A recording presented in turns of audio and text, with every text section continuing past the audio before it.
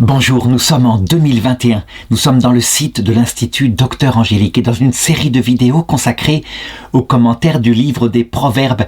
Ce livre plein de trésors où toute la sagesse venant d'hommes anciens a pu être recueillie. Et en particulier, ce proverbe chapitre 24, versets 28-29 sur la vengeance. La vengeance qui est un sentiment mauvais, qui vient de notre chair et que nous devons absolument combattre, parce que sinon, avec la même mesure que nous aurons utilisée pour les autres, nous serons nous-mêmes, mesurés.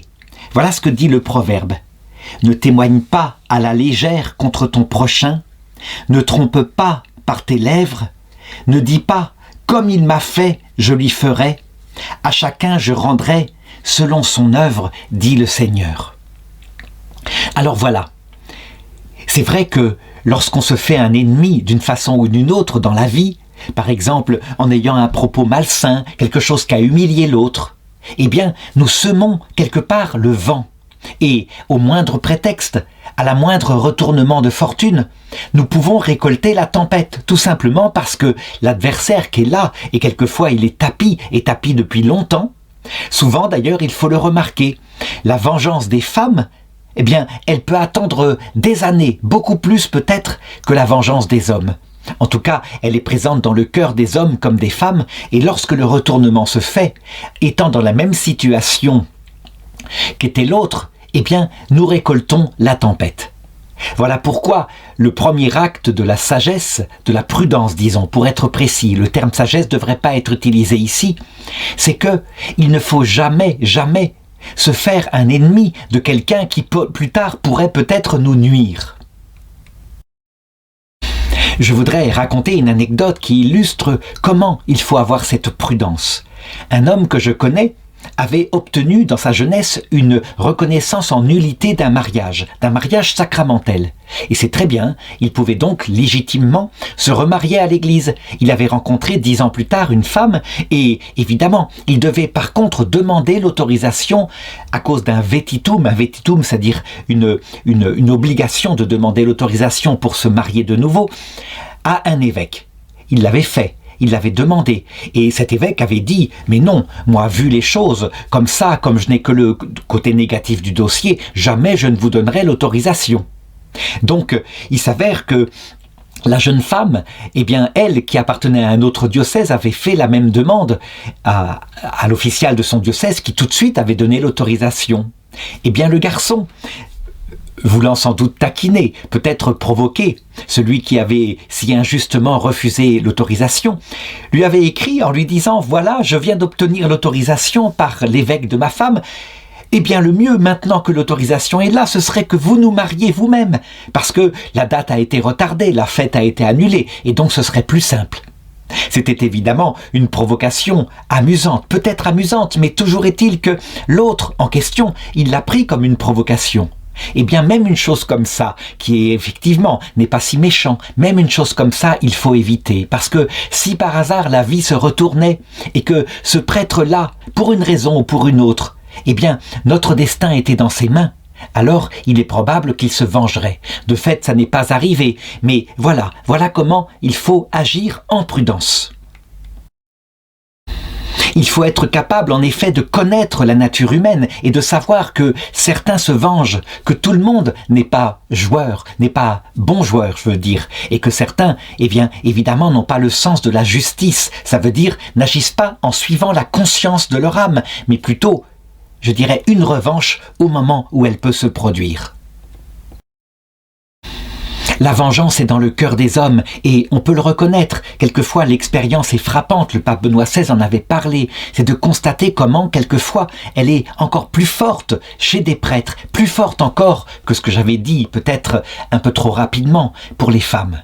En effet, un prêtre qui se vengerait, il met quelquefois la finesse des études qu'il a reçues, de la vocation qu'il a portée, accompagnée de l'obstination que lui donne le temps.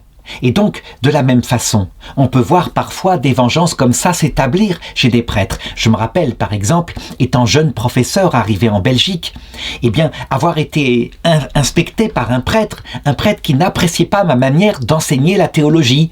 Alors, le contenu ne lui allait pas, et je me rappelle que dans le rapport, il avait marqué « Est-ce que sa théologie sera reçue en Belgique ?» Comme si en Belgique, il y avait une théologie qui était différente de celle de l'Église catholique.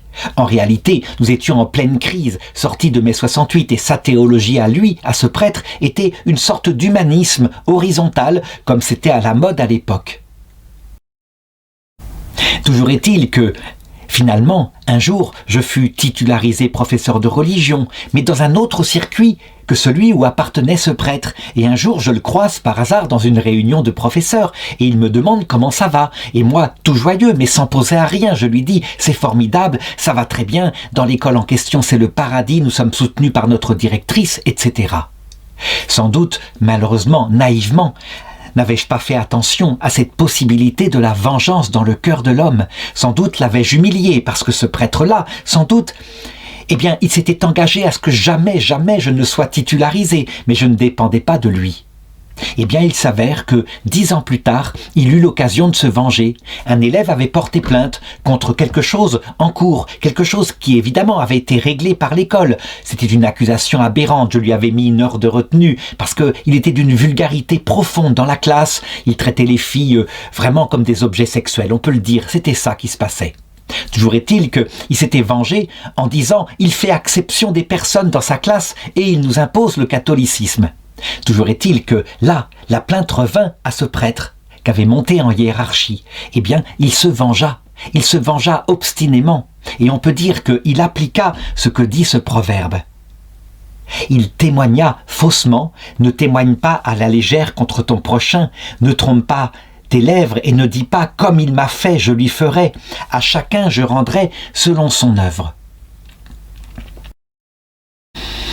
Les conséquences de sa vengeance furent terribles parce qu'il avait un poste très élevé et à 75 ans, il obtint que je perde mon poste de professeur de religion.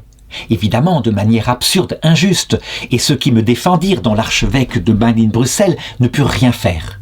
Toujours est-il que, on peut le dire, maintenant, il ne faudrait pas retourner encore une fois ce proverbe dans l'autre sens. Et par exemple, un jour, que je veuille obtenir une vengeance comme il l'a fait pour moi. Bien au contraire, je crois qu'en réfléchissant là-dessus, il y a un cycle de vengeance qui doit s'arrêter.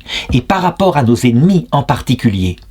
Il faut prier pour ses ennemis, disait Jésus, et en se disant que la vengeance suprême ne sera pas de se venger, justement, pas du tout. La vengeance suprême sera d'aider, véritablement, parce que, il faut le savoir, finalement, ce qui m'est arrivé ici est une leçon, et finalement, elle n'est pas grave, elle est bienvenue. Quoique, sur Terre, elle pourrait paraître gravissime, perdre son travail à 50 ans, c'est quelque chose d'effectivement très grave. Mais, fondamentalement, par rapport à la vie éternelle, tout ça est du vent. Nous sommes sur Terre pour quelque temps. Ça n'a pas d'importance, surtout en Europe occidentale, où il y a tant de protection sociale en particulier. Eh bien, de l'autre côté de cette vie, on peut le dire, il y aura évidemment un moment où cet homme-là tombera devant le juge suprême, et il vaut mieux tomber, évidemment, à genoux que de tomber dans les mains du Dieu terrible, comme disait la Bible.